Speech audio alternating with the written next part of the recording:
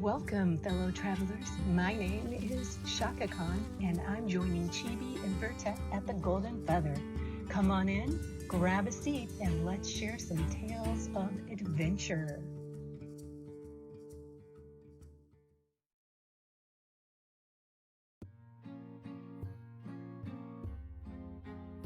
Hello, and welcome to the Golden Feather Tavern, where your hosts, Chibi and Vertek, discuss Ashes of Creation and important topics spoken about within the Ashes community.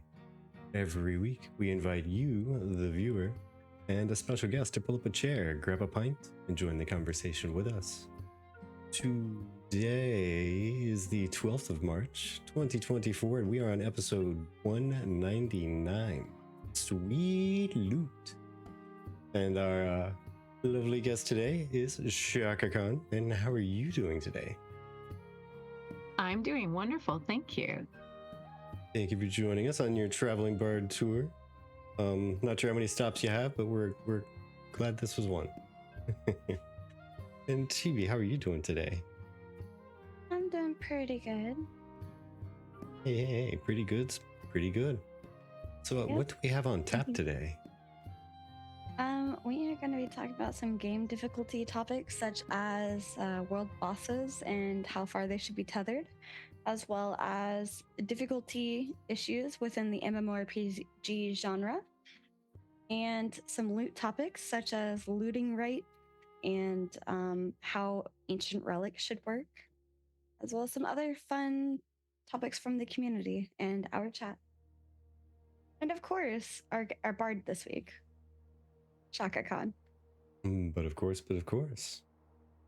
Speaking of which, Shakacon, if you could do us the kindness and let everybody know who has not met you before or may not know who you are. Who are you? Tell us something about yourself. Okay, I have been playing EverQuest 2 since it came out, and I'm a guild leader for the last 17 years there. And I actually have a whole guild that's going to migrate into Ashes once it's released. And I'm also a member of the Community Resource Council for EverQuest 2. So that's really cool because that means I get to give input right to the devs to give them feedback on how the game is doing. I am excited about Ashes of Creation, and I'm a member of PI, so I get to hear lots of cool stuff. If only it were shareable. Womp womp. Yeah, not allowed to say, sorry. But we might get to talk about a little bit of fun stuff coming up later in the podcast about PI and fun stuff. But before we get into any of that, what do you do within the Ashes community, and what brought you to Ashes of Creation? Within the Ashes community, I'm just an advert fan, and I made alliances for my guild because my guild is full of lots of crafters and not a lot of adventurers, just a small amount of hardcore people. Most of us are just crafters, and I have children in my guild. And right now it's funny because I belong to the Kingdom Project Alliance, and they all tease me that I'm the orphan guild because I have a very strong standing rule that I want my guild to be a safe place where children can play. So there's no cursing, no sexual innuendo. Everybody's nice and kind and helpful. And it's just a safe, nice place for kids to play. Because you know what? Kids get to play MMORPGs too. And so they all tease me about it, that they're going to call me the orphan guild. Nice. I like it. And Pocket says, "You a nice guild?" You mean there's a place like that exists in MMOs? Weird. Well, that's why that's why I make such a point to do it, because my kids played when they were little in EverQuest 2, and I kept a safe place for them, and I just kept this tradition on as they grew out because they don't play that anymore. They have moved on. They're too cool. Aren't That's they all, though? Aren't they all, So though? true. Part of me was like MMO daycare question mark. Safe space for the kiddos. I love it. The playground. There we go. MMO playground. There you go. I love that. Okay, and then what brought you to Ashes of Creation specifically? I started with Ashes in Kickstarter because my husband wanted me to check out Chronicles of Illyria because he was all excited about it and he wanted to kickstart it and do all this stuff with it. Oh, so I researched it and it did not appeal to me. So I was like, okay, I'm not just going to go back to him and say, not interested. I'll look and see if there's something else. And I actually discovered Ashes then. I saw a picture of their runic stallion, and then I read all about how you're going to be able to go out into the world and catch wild horses and other animals and tame them and breed them. And I was hooked. Ever since then, I have been a fan of Ashes. And I got him into Ashes and my friends into Ashes and my guildmates into Ashes, and we just love it. It's very exciting. I love that, honestly. See, that's how Ashes seems to work. It spreads like a very lovely plague. Just one person catches it, and then they just can't stop talking about it, and it just spreads to others, and it's amazing. That it is. The game is phenomenal. So how can you not love it? Right. True story. Right. I agree. Did you have another question? Oh, I'm sure I could come up with plenty, but let's see. So, Shakacon, your absolute number one most favorite thing that you cannot wait to try out yourself. Animal husbandry. I want to breed animals in Ashes. Just, and maybe even invent my own species because that's in the loot table, right? That'd be cool. Yeah.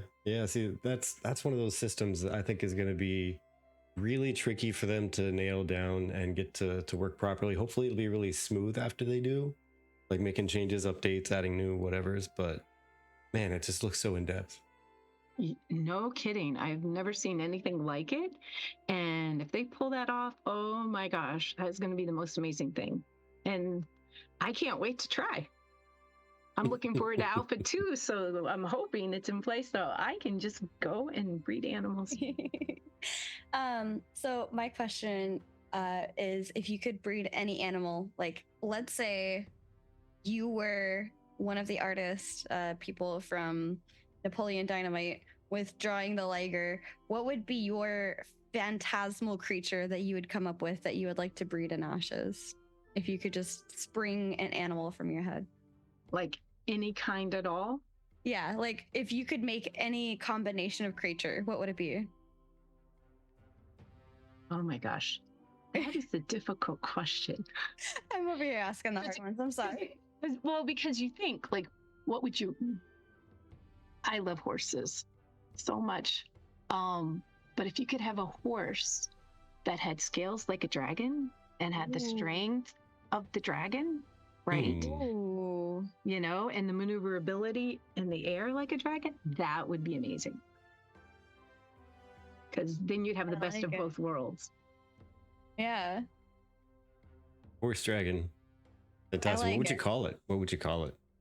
Another hard question. Okay, well, ponder that one, and we can go into something else or a question there. Okay. As Revis says that to Shakacon that the Revis order needs lots of raptors, and I can confirm this having role played with Diz Revis. They do need lots of raptors. Nice. Absolutely. So, if you could have your choice of where you would house your guild, if you could choose, which biome would it be? What kind of like near the water, away from the water, and would you choose a metropolis, like a level 6 node, or would you go for something smaller, more cozy? First, I would go for a node that I have the belief and hope, right, that it's going to become high enough so I can have a freehold, because that's my ultimate end goal, is to get a freehold. And I know how difficult that's going to be. So I have already alerted my friends and different guildmates, please help me to get a freehold. Yeah, we put out the call for ours too. Yeah, it's gonna have to be a consolidated group effort, right? But I like a view, so I wouldn't want to be close enough to the water that I would be open to attack by sea. But it would be nice if we could be high enough that we have a view where you can see the water, whether it's lakes or oceans, that doesn't matter. The riverlands or the mountains would be the two biomes that I like. I like a lot of nature, right? Which kind of goes with catching and taming wild animals and breeding them. I like it. I'm going to get a little bit personal, I guess. And I'm going to ask, you mentioned, I think it's called Project Kingdom? Is that Kingdom Project? The Kingdom Project. Can you explain what the Kingdom Project is? Oh, the Kingdom Project is just this collection of different guilds of people who are going to be in Ashes, right? And we all got together and we made an alliance, and we're just going to help each other. So we're just going to, and it's nice. And for a guild like me, right? That's mostly crafters and children and, just kind of chilling people. It's nice because some of the people in our guild are really strong and they're going to be, have soldiers. And I'm like, okay, cool. You know, I love it. I'm like, I'm going to put a tavern on my freehold and you guys get free drinks. So there we are. With a fresh keg of apple juice in the back of the bar. Spiced apple cider. There you go. Yeah, not spiked, but spiced. Basil had a good idea when we were talking about the biomes, by the way. Don't forget to find an area that has child locks on the dungeons. Well, I'm not going to police the children. I just want to keep a safe place for them. There you go. Yeah, you just don't want them to be, lost on accident in a dungeon. All jokes aside, though, we did have Steven on before where he was talking about being able to have children within Ashes of Creation as a marriage system option.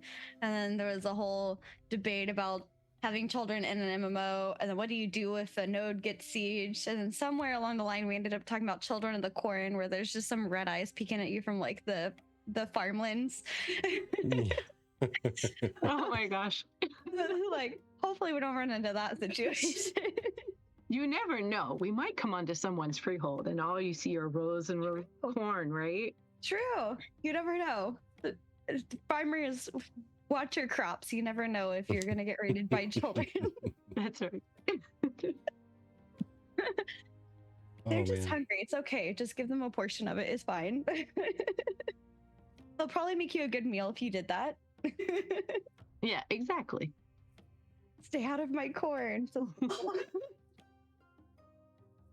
Just don't bring Isaac, right? And Malachi. Exactly. So I think we'll go ahead and get into the main meat of our conversations tonight. Is there a specific topic that you would like to start us off with, Shaka? Sure. Well, the title's Sweet Loot, so why don't we talk about loot tables? Okay, awesome. So we have this conversation from Reddit on loot tagging, or loot rights. And this comes from user IAM_14U2NV.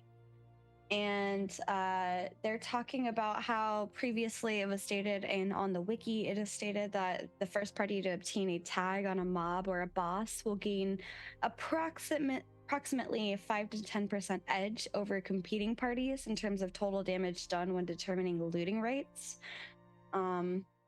at the beginning of the fight, the party at the highest damage, at the end of the fight, the party at the highest damage done, including first tagging bonus, will be granted the looting rights.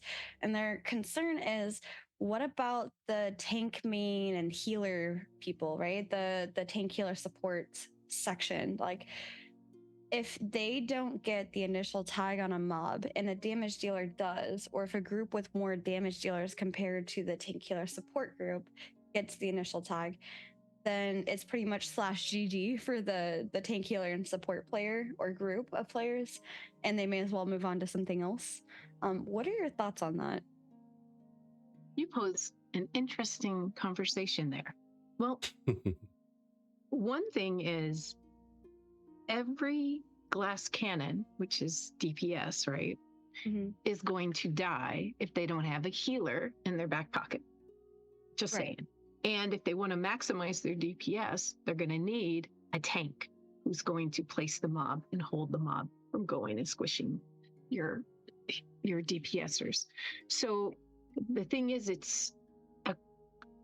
Ashes gets a little tricky because there's no locks, right? So anybody can go and start beating on this mob. So that does make it tricky. I think for people who are grouped up together, whether it's in a raid or a group, should all be equal. Whether you were the one that did 1 trillion versus the one that did 100,000, or you were the healer who healed the most versus the healer who just did cures, so they don't get tagged for a lot of heals, right? Right. So I think everyone within the group in the raid should be completely equal in what they get from the loot rights or the loot quantities, because they work together as a team to take that mob down. I think where it gets tricky is when you have other people join in, right? And I think that whoever initially started the encounter with the mob, let's say there's raid A or group A and they're taking down an avatar out in the world, like the Cyclops, right? And then group B or raid B join in the middle of the fight or after the fight already started. So the group B did help take down the Cyclops, right? But group A started it. And you know what? Getting it going and starting and getting over that initial issues that always occur whenever you first pull, a mob, a boss mob is going to be difficult. So group A should get maybe, 10% more than group B, just because they started it and they initiated it. And it's not like they started it and then everybody wiped and then group B stepped in. Do you see what I mean? Right. So I think that's probably, but group B should still get part of it, because you know what? Who knows? Group A might have been beating on the Cyclops all night and never killed him, and people start logging off to go home.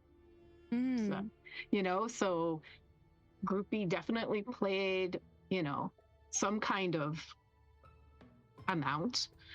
Right. Now, but I also think that there should be a threshold, right? So let's say group A pulls the mob, they're all fighting, group B joins in, but group B does 1% of the damage and group A does 99% of the damage. Then did group B really add anything to not really.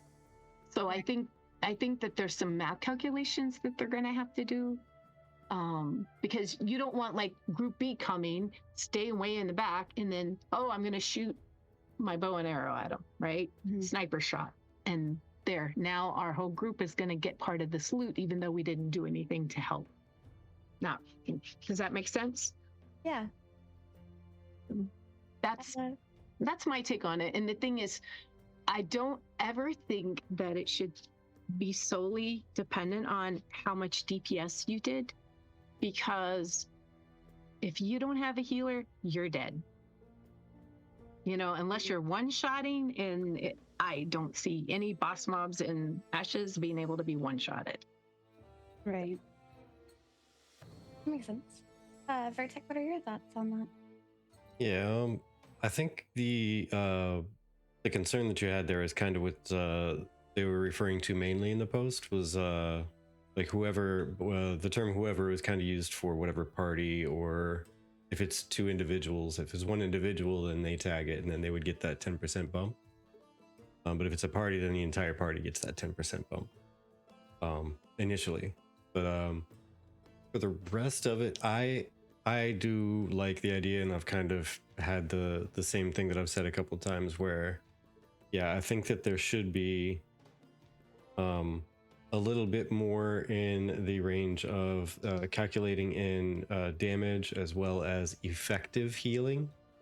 Not really total healing output, but effective healing, and tank threat should all be calculated in as well. Because otherwise it's going to end up being, it could potentially be lopsided. And if a group is trying to steamroll through with a bunch of damage dealers and they're just, we're going to everybody focus the healers first, and then go after the damage dealers, and then go after the tank who's going to be sitting there trying to do stuff, but whatever. We'll just steamroll everybody else and take over the boss kill, and we'll be fine. Yeah. Right. Well, and that's the other thing that becomes, because it is a PvX or really PvP world, right? Is that we could be fighting one of the big dragons, right? Which is a very scripted fight. There's a lot of moving parts that you have to do to navigate through it. And then another raid force comes, and instead of, maybe one person in the raid force will engage with the boss mob, just so that it gets, like they've basically acknowledged that it's there, and now they're part of that fight. And then everybody else in the whole raid force starts killing off the first raid force that was there. Right. So it's almost like they're stealing the mob from them.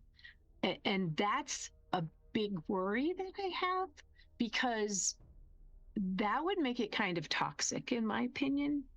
Do you know what I mean? It's like one thing if you just jump in and you guys are going to help. That's great. Everybody gets to, benefit from it. But it's another thing entirely if you decide to, oh, well, their health they're getting hit, their wards are going down, we can basically backstab them all and kill them and then take the entire mob for ourselves. So I wish that Ashes had some way where that could be protected, where it's not possible. Like once you engage with a boss mob, a raid boss or something, that it makes you, like, in that area, it becomes a no PvP zone or something. I don't know how they could possibly do it. I don't know if they want to do it, but I think that would be something that's really important, because it would be horrible if you're fighting a mob that takes like 45 minutes to take down, and then the last 15 minutes another raid force comes and stabs you in the back and kills you and then takes your mob. Yeah, it's going to be an interesting situation seeing how all that works out, because yeah, like you said, there's definitely some heavy math and considerations to take in mind when designing that system, and how loot is going to be given out. Right. Absolutely. Well, in that situation, if they're all dead, they wiped. It's just they didn't wipe to the mob. They wiped to fellow players, right? So that's part of the risk. So it'll be interesting. I don't think they've really addressed how they're going to handle that. So I can't even give a reaction to, because I don't know what they're going to do yet, because they probably haven't gotten that far yet, is my guess. Probably that's something that they will dig into in Alpha 2, which I'm so excited about. Yes. So many things that they need to even have like a solid reveal on. So there's going to be so much new stuff coming up. It's going to be insane. Absolutely. Once the ball starts rolling. That's right. It's great that they're doing, Alpha 2 and going to actually, you see so many games these days who release so early and they don't test anything, and then it's a mess. So I think what Ashes is doing is phenomenal with testing everything and really taking their time. My opinion on it is I agree with Des Revis, just to try and catch up on chat since it's been a minute. Des Revis, well, actually, first Faisal says, doesn't only one group get loot? I believe so, but I'm hoping not. It would be nice to have some loot dependent on your amount that you've attacked it or something. Ideally, just otherwise you're getting nothing out of it, kind of thing. And then Desreva says, needs to be weighted to the first strike, but balanced to the 80% contribution, including effective heals to your party. But then the game also needs to have internal DPS HPS meters influencing the tables. And we know how a lot of people feel about DPS meters.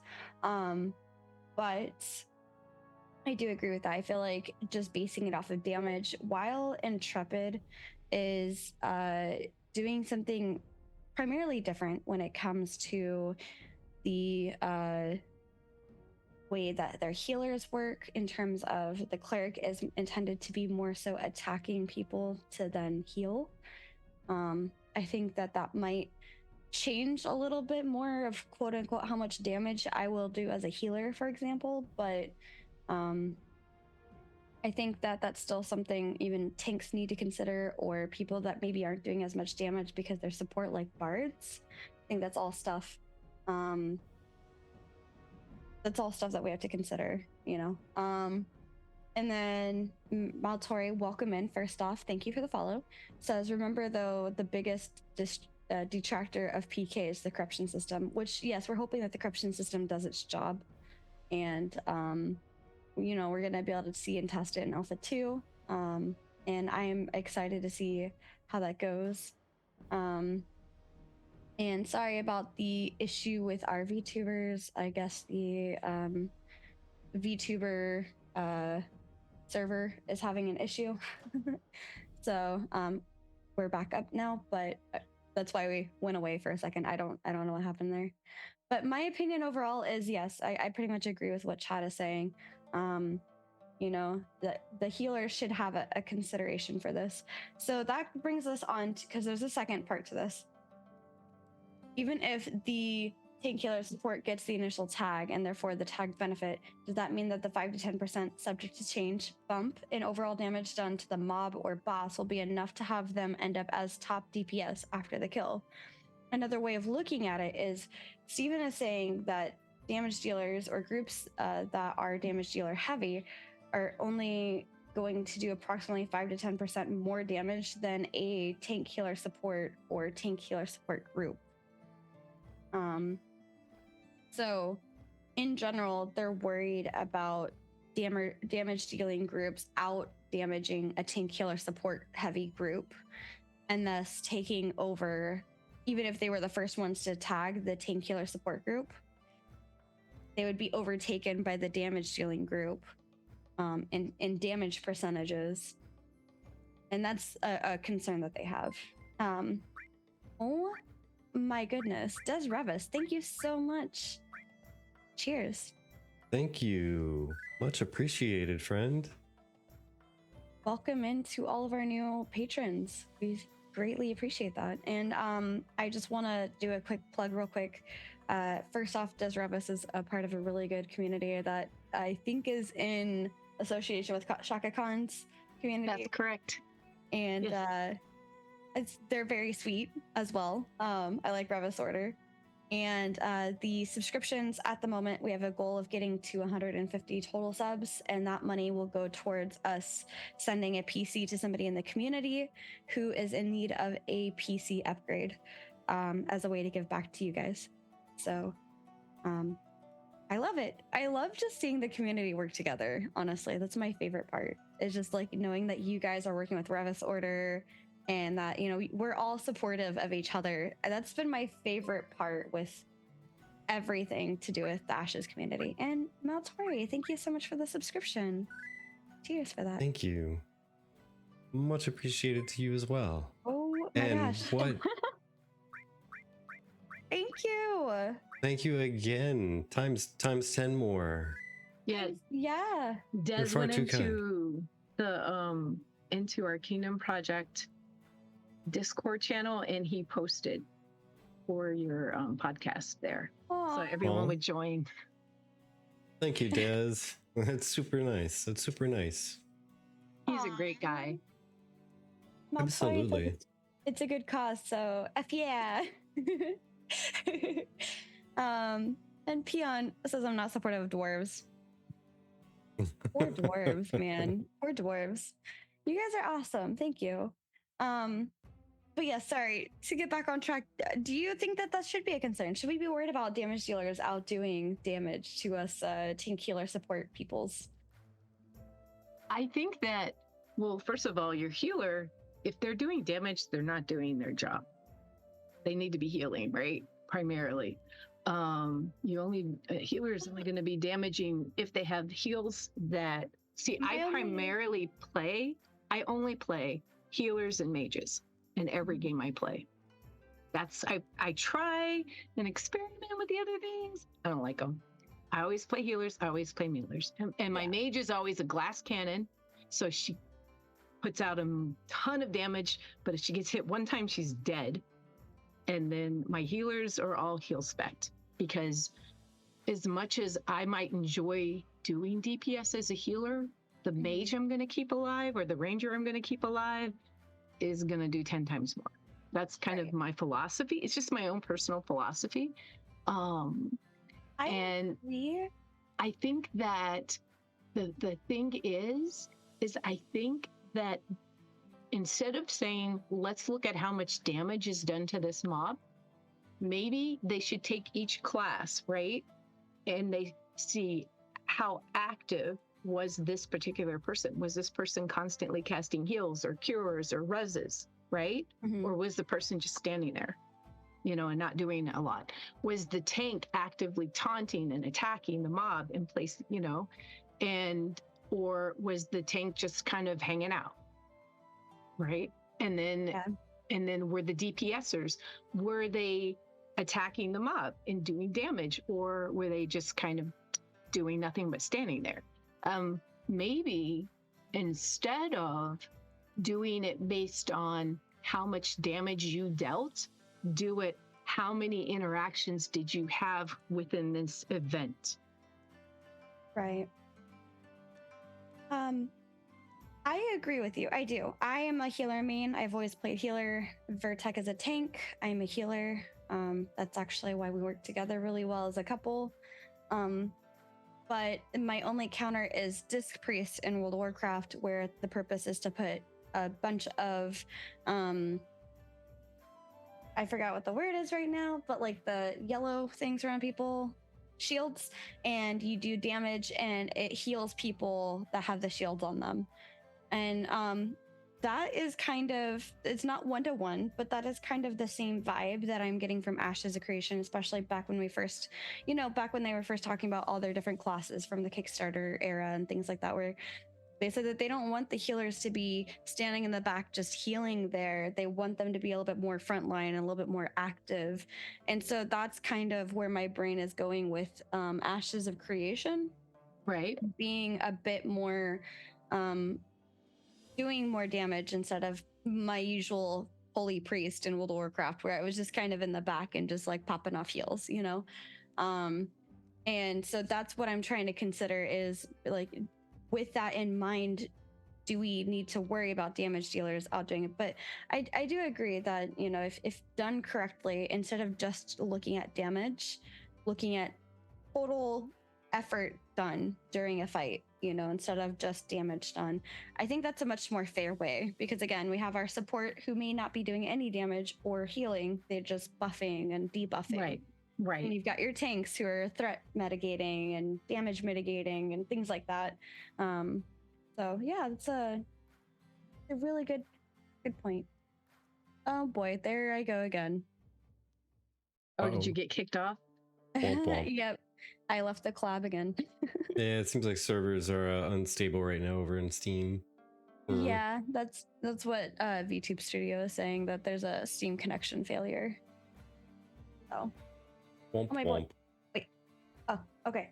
Sorry. I saw something about a success. Thank you guys. Level 5 hype train complete at 7%. Thank you guys so much. It's okay. You will just hear me through the void. I am the disembodied voice of Chibi. It is fine. But yeah, I think you've gone to the next plane, Chibi. That's exactly. She has ascended. Plane traveling. Wait. I know what I can do here. Got a cardboard cutout.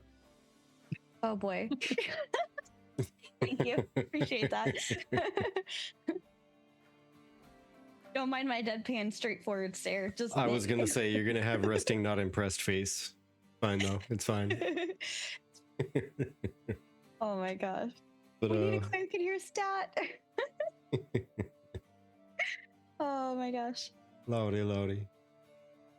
But yeah, I don't know. I think a difference of only 5% is gonna be a very gracious window of damage done. If they're talking about the difference between a full tilt, like very damage heavy, and then like a quote unquote properly balanced, because that could also mean the difference between like bringing, I don't know, a heavy DPS, one of the biggest just pure numbers but glass cannon DPSs, versus bringing, you know, another bard or a summoner that's right. going to be just filling a blank, quote unquote.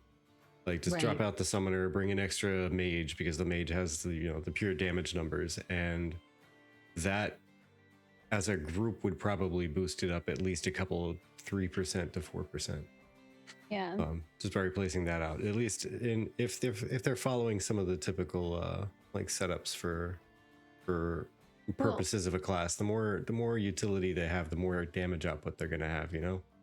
Right. And the thing is, Steven likes every class having a purpose, right? And for there to be a given need. And I think if they did it to entirely based on the highest DPS, then like you said, raids are going to like do bare minimum healers, bare minimum buffers, and just have all DPS classes, right? Your tier 1 DPS, and that's it. And then all of a sudden, there's going to be a lot of classes that aren't getting included. And I don't see Steven liking that, just because he likes to have a cohesive group where everyone is needed. So I think that if they started to see that trend, then they would change how they're calculating. Yeah, I mean, time will tell, because there's also, I've always been a big proponent of saying that there's not going to be like a meta in the game, like a meta group that's not going to exist. It's going to be based a lot on the situation, what you're trying to accomplish, where you're trying to go, because it might even be like a mage might need to pick a different secondary just purely because of the specific dungeon they're going into, and that would be the better one to go with. So if your goal is to swoop in, slay an entire party or raid or whatever, and take over a boss kill that's like half dead or whatnot, it might be more efficient to bring pure damage classes more so than the say the summoner, who could have an ability that's really great for group play when you're looking at the long-term fight or whatever. Should we just call that loot wars then? Loot wars. Yes. Oh my gosh. Yes. Would be a loot war. Yeah. But also, one thing to keep in mind with the clerics is apparently, from what Steven's been saying, is clerics are going to have to do damage in order to be able to heal. Like, it's going to be a core component to build up some resources and whatnot to be able to make use of your heals fully. You're going to have to do some damaging. So, well, and that's the thing. Like within Alpha 1, right? Because we got to play a healer in Alpha 1. Everybody did that did Alpha 1. And that's not under NDA, so I'm allowed to talk about it. Right. And they had certain attacks that you do this attack, and then that's going to increase the amount of heals that you can do to the mob, right? Or to the tank who's fighting the mob. And, you know, and it's like in EverQuest, I play a defiler. So I have a ton of spells that I cast that aren't straight up heals. They're damage ones, but then they siphon heals from the mob as they damage them. So you're doing damage, but you're not really doing damage for damage purpose. you're doing damage because it's going to result in either procs or heals that are going to Right. help everybody in the group. Yeah. Well, Hey, I'm gonna, if it's okay, I'm gonna move us on to the next topic because we've been on this one for a while. Sure. yeah. And I'm trying to get in a few others. But the next one is a little bit of like a role play-ish scenario. So picture this. You are a Oh. bard accompanying your guild on a delve into a recently opened dungeon. After upgrading your node, and after a fierce battle through now barren halls, you come across an ancient device with a crystal lodged into the top of it. Behind said device along the wall are ancient runes you can spend 5 minutes working out the key to. After deciphering, it tells you that the crystal is a holy relic of an ancient god of thunder and can be used during siege defenses. It also notes that there is a hidden path in the mountains to the east that leads to an altar that mages can fuse their power into to in turn empower the relic further wherever it may be. More than 5 mages and the relic will malfunction, and at 10 it will explode. It will take a caravan to move said relic back to your city, but you now have a powerful tool to defend your city with, so long as your enemies don't learn of its existence and discover its weaknesses. Just a little word vomit of something I thought would be cool that brings siege gameplay to locations outside of the direct battle for the city. TLDR, I hope ancient relics are more than just an unlockable feature and something that breathes life and content into the open world. That would be a really cool relic. Right? That would be awesome. That would be me contacting all my friends in the Kingdom Project and saying, hey guys, I need an escort, please, because we want to get this back. Because one thing we're going to all try to do is, go to the same node area and build that node up. So I'm like, we want to protect our node or protect our city. Yeah. Vertek, what are your thoughts on something like that? I kind of really like that, if I'm being honest there. I think I'd have to agree with the TLDR that they put there. The hope it's more than just an unlockable feature, but something that breathes life. Like it actually takes some interaction with and kind of dramatically changes how you may end up playing the game in some way, shape, or form. Right. And to be honest, I kind of really like the idea of some of the relics maybe being hard to move. And kind of like they were saying, it's going to take a caravan to move the relic back to the city. Like it should be like an event. Yeah, I agree. I think that would be dynamic. And if you pull it off, what an amazing story later.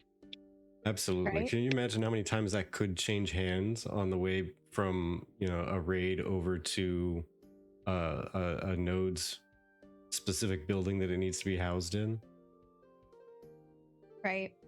And I also like it because it kind of feeds itself back into player-made content while also being a developer-made content item. It gives me vibes from Dungeons and Dragons, like relics, and especially with Call of the Netherdeep and Critical Role stuff of the Vestiges being these things that are like imbued by gods, and they change and adjust like whatever is going on around you in a big way. Like these are big magical items, not just your typical common or rare. These are like legendary magical items, basically. And I think it'd be cool, now that I'm thinking about it, if ancient relics kind of took on something kind of like the Vestiges have on, where they have different states of awakening, and that's tied to world state. Right. So if you're having to take it and awaken it more to make it stronger, yeah, then that's another time you're moving it. Yeah. That's a huge risk versus reward there. Yeah, that's really cool. I love that. Or even for that matter, like it reaches peak power when every node that can level up has leveled up. So then Oh, as soon no. as another node is destroyed and it drops down to 0, it loses power. Ooh, Oh yeah. I like that. Like the more levels it drops, the more it or the more levels that drop because of a node being destroyed, the more power it loses. So if you drop a tier 6 Metropolis, it's going to lose a giant chunk of power. But Yeah. if someone just knocks out like a level 3 or 4, it's nowhere near as much power lost. Yeah. Right. Sir Unsington says BDO Awakenings. Something like that would make people, like if it were connected to not just the node it's protecting, but all of the ones that node is attached to, right? Yeah. In that area, then they would start going and attacking all the small nodes that don't have as many defenses to make that relic lose some of its strength. Yeah. My vassals. Yeah. Just think though, it'd also make a lot more nodes in the ZOI want to come to the defense of nodes being sieged too. So true. Also, I suppose other nodes that are outside of that ZOI might want to help jump into the battle as well, because it'll be less power that Metropolis is holding in their reliquary. True. This kind of brings on the question, because we're talking about going into a game difficulty then, right? You're looking at risk versus reward and things like that, moving things across the world. Going across the world, this is from AKA Bear on the forums for Ashes of Creation, and they're asking how tethered should world bosses be. And literally the first two responses are like opposites, right? So we have Nick, who says, I'd want this purely for the stories of player massacres, which would make the game seem way more fun than the current sterile games are. And then Depraved says, never liked this, to be honest. I hope it can't happen. So what are your thoughts? Like, should you be able to chain or like have this boss follow you all the way across the map, or should there be a limit to that? I think there should be a limit. A lot of the bosses are in a certain biome for a reason, and the way they interact with the biome, and even the strategies that it takes to take that particular boss down, is part of it's because of the biome. So if you try to move the boss out of that biome, then that might be a way where people can basically cheat the strategy, right? And I think that, and personally, if I'm running, I should like it to leash at some point. Yeah. I want a chance to get away. If maybe I took on more than I can chew, or maybe I wasn't paying attention and I was too busy like, oh my gosh, there's that horse, I want to go catch it, that I ran over this other boss who just thinks I look like trash and he's going to kill me. Right. So I want to be able to run them off. But, so I definitely, we don't want it to be so sensitive that there's nothing worse than when you're all fighting a mob and then the mob does a knockback and it leashes the mob. So you weren't dying, everyone was actively fighting, but you just had to restart the entire encounter because he kicked you so far, it caused him to leash. So I wouldn't want it to be that short of a range, but I think if you're, run so many, maybe over the hill and down the hill, and you're clearly, I want to leave, let the mob leash. And, because some people will, if they can pull it all over the world, then they're going to pull it into like a tight cave where it can't move. And then you're basically, defeating the strat without ever doing the strat because you were able to chain them and bring the mobs so far away. Right.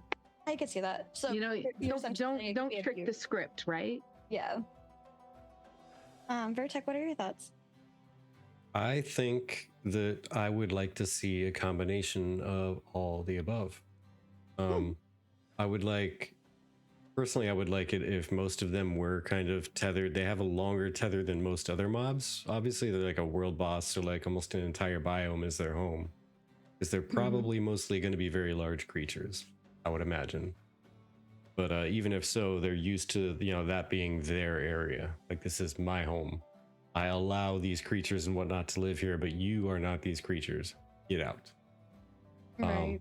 But then I think there should be some, I guess, just for lack of better phrasing, like legendary world bosses that appear on a much longer deep spawn timer. So that when they die, it takes a lot longer for them to come around again.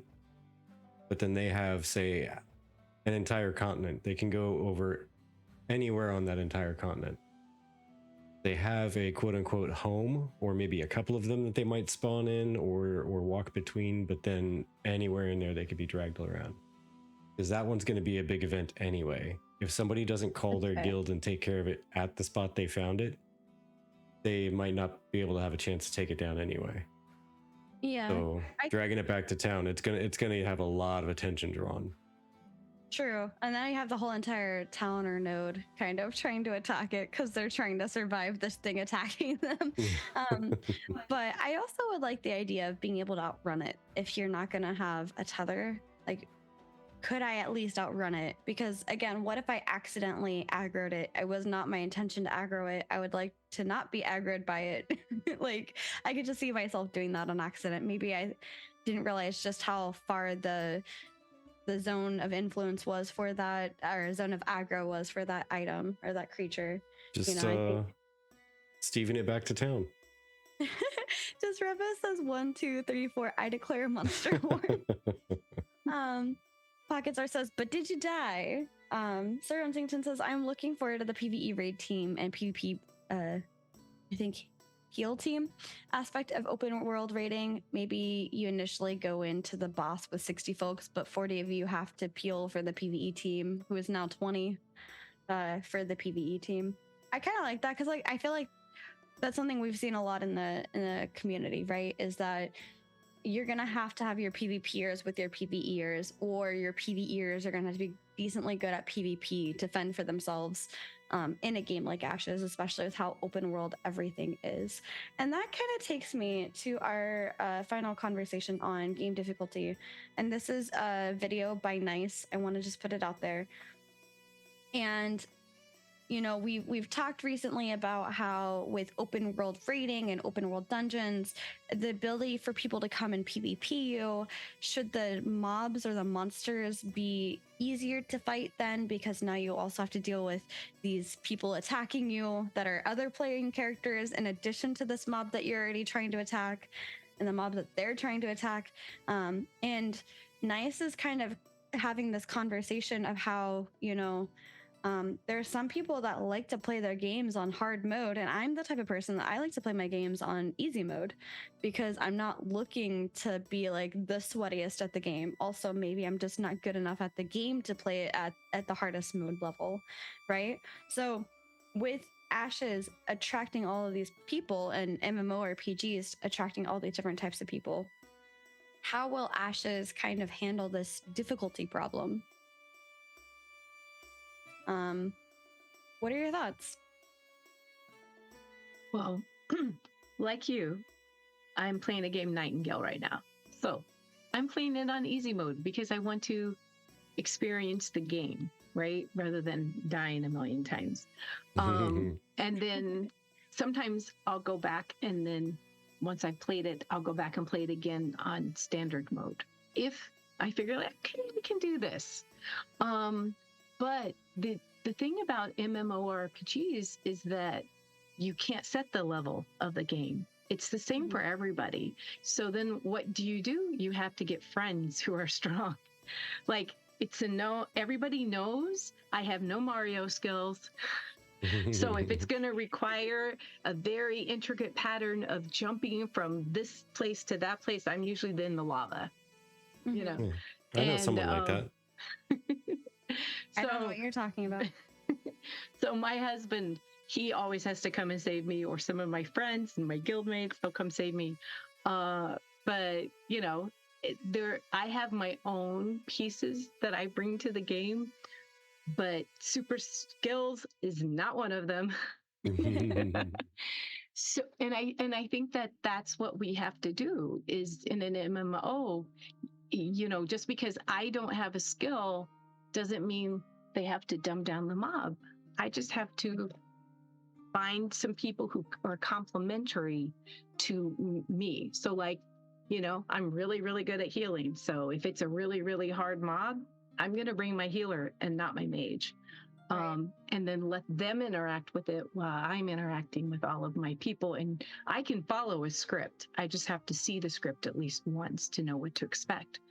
Right. But I am going to have a really good tank and some people who really know how to DPS, and I know how to keep you alive. So it's kind of just who you ally with and surround yourself with to help Right. you level out the game. So Yeah. Does Reva says Prague team confirm Shakacon, and also does Reva says that he'll teach you the ways. Yeah, I'm so bad at jumping puzzles, Peon. Vertec, what are your thoughts? And MMO difficulties. So I hope everyone's sitting down for this, because this is going to be one of the few times where I'm actually going to compliment World of Warcraft. So I think what they did with dungeon difficulty levels, to a degree, mind you, within the spectrum, I think they did it well, because there were dungeons you could go to, and it was cool. It was challenging, but it wasn't overkill. It was something that a lot of people could do relatively early without being carried through. When you reach the dungeon, as long as you're relatively well equipped, you could go through and you could be successful. But then there were the heroic modes that you could go in, and it was a harder version of that, and that was more for the people who really wanted to push themselves. And then you get up to raids, and then you had the normal mode, and then you had the heroics, and there were 10 and there was 25, and they were hard in their own rights, but they had different reasons why they were difficult between the 10 and the 25. So there were different difficulty tiers and different styles of playing. Did you want to bring in the giant group and take down something it was going to take longer to kill, or did you want to bring in the smaller group and it's easier to kill, quote unquote, but if you lose one person, you're losing a larger portion of your fighting force. Right.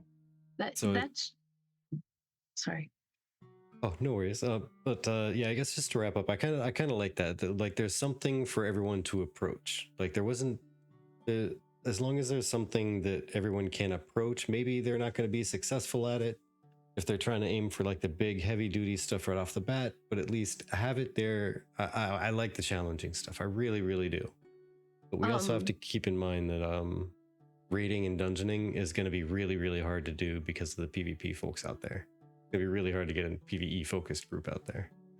Now, one thing that Stephen has talked about, and publicly, so I can say this, is that when you go into some of the dungeons, right, or any of the dungeons, like the game looks and calculates how long did it take your group to kill that named, right? How long did it take you to get to the next named? And that's going to set the difficulty level of the next named. So if you're able to move through it quickly, then when you hit the next named for your group, is going to be a harder fight than he was for the group that came before. That might have taken a long time. But the loot that you get would be increased. So that's one thing that he had talked about before. He talked about a lot when we were doing Alpha 1. Yeah, I like that idea as long as it's not open instance or non-instance rating, because I am with Vertec in the idea that I like the increased difficulty for the dungeon. That feels like I am getting better at healing or whatever, certain mechanics. Right. It gives me a level to base my progression off of. And let's say you, myself, Desrevis, Vertec, and a few others went through a dungeon together, and we got there pretty easily because nobody stopped us. But we get to the second named, and because we got through the first one pretty easily, the second named is a bit more tough.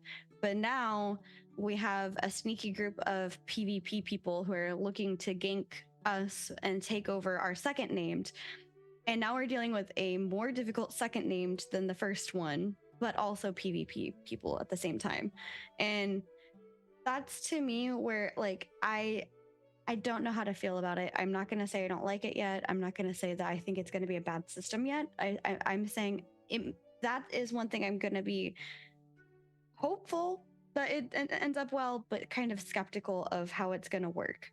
But I am interested in seeing ultimately what comes out of that. But I mean, go ahead. Sorry. I think rambling. No, you're fine. I'm sorry. I apologize. Go ahead. You just made me think of something, and that is, think about this. If they have to do something that once our group has started fighting a mob, that kind of makes them protected in some way. And the reason is, and because what you just said made me think about, let's say group A comes and they're fighting this mob, and group B comes and they want to fight the mob too. And they don't want to fight group A. They just want to join in, because in Ashes, you can do that. Mm-hmm. But if someone in group A does an AoE or group B does an AoE, the other group is going to get damaged, even though they don't want to intentionally damage the other group. So all of a sudden, it's going to make like AoEs become a nightmare. So yeah, that's at least one thing that sorry to interrupt, but just that's one thing at least that Stevens mentioned and whatnot, is that you have to electively turn on that your AoE damage will damage other players, and that your AoE heals will heal other players when you are not flagged as a combatant. Now, can you turn them on separately so you can say, I don't want to damage other people with my AoE, but I do want to heal other people with my AoEs? Yeah. But I think That's cool. I think when you heal a combatant with an AoE heal, though, it makes you as a combatant. Yeah. But I mean, I feel like this is going to be something that, we'll see in Alpha 2. We'll be able to get a test and give our feedback on and be like, hey, this is how we're feeling, Right. Yeah, I'm in the same boat, because talking about the difficulty, like, just to kind of cap out my thoughts on it, there would be the difficulty is going to be very difficult to dial in when you have to consider multiple groups that are trying to literally compete with you, like take you out while you're trying to kill it, and also just trying to sabotage you by jumping in with their entire group and making the boss have extra mechanics that account for too many people in the area and to wipe both groups. And now it's whoever gets back there first and starts attacking it might be able to take it over. Right. Yeah, things like that could really make it toxic. So I'm hoping it doesn't happen. I could see that. Well, to kind of end on a lighter note, there's this quote unquote leak that I found in the Ashes of Creation discussion in the official Ashes of Creation Discord. And that was Steven saying on the 1st of March that character creator will likely enter PI testing within the next 1 to 2 months. And I'm very excited for that. And I know there's a few of you here that have also been wondering when character creator. So there you go. That is kind of theoretically when character creator. I can just say one thing, because I am super excited about that, because I might spend days making one character. Just say it. Yeah. Yeah, same. And I honestly am very excited to just mess around with all the options. It's going to be highly slidable, highly toggleable. There's going to be so many options in this. I've seen some discussion kind of floating around the Ashes community surrounding Dragon's Dogma 2 having released their character creator ahead of release by a couple of weeks. So yeah, I'm very excited. And Desreva says that seems late, really, if Q3 is the launch of A2. I don't know, because we're looking at April, May as the next 1 to 2 months. I don't know if that includes March in there at all. But if we're looking at July as the first, or I don't know. Ashes in air. But yeah, I'm thinking if we're looking at April or May and the first quarter the first month for quarter 3 is not till July. That's still like a month or two. I think that's plenty of time, especially if you have people dropping character creator 2 weeks before the game's coming out, you know. Right. Yeah, and the thing is, in to be testing the character creator, that's like an end game kind of thing. You know, like that's something that they're going to be looking at later as opposed to earlier, I would think. Yeah, I agree. But I just know that my family and my husband, they just won't even know I exist anymore because I'm going to be sitting at my computer creating a character. I love it. And of course, as soon as I can, I will be making videos of me making different people in the character creator, and perhaps we'll do a Vertec versus Chibi when we're allowed to. That'd be fun. But, There you go. Yeah. I do see a lot of you thinking, you know, possibly September and whatnot, and you know, just can't wait to hear what Intrepid thinks for their timeline. But yeah, I just thought that would be kind of fun to end on, is that little high note of a character creator. So speaking of sweet loot, get to play with a character creator. I know, right? It's going to be so exciting. The hardest part will be not talking to people about it. Yes. Yeah. Absolutely. Absolutely. Just waiting for the day when Steven's like, yeah, so it's out there and people are testing with it and they can talk about it. Thank you. I know, right? Thank you. And Peon, we are not allowed to talk about that as PI members, so we like no comment. Well, I mean, we can talk about the character creator that was available in Alpha 1 because that was being streamed by people. Right, but that's not what he was asking. Yeah. But yeah, do you have anything else that you would like to talk about before we No, I'm good. to support another content creator? I enjoyed chatting with you, and I love what you guys are doing to bring the world of Ashes out to the world.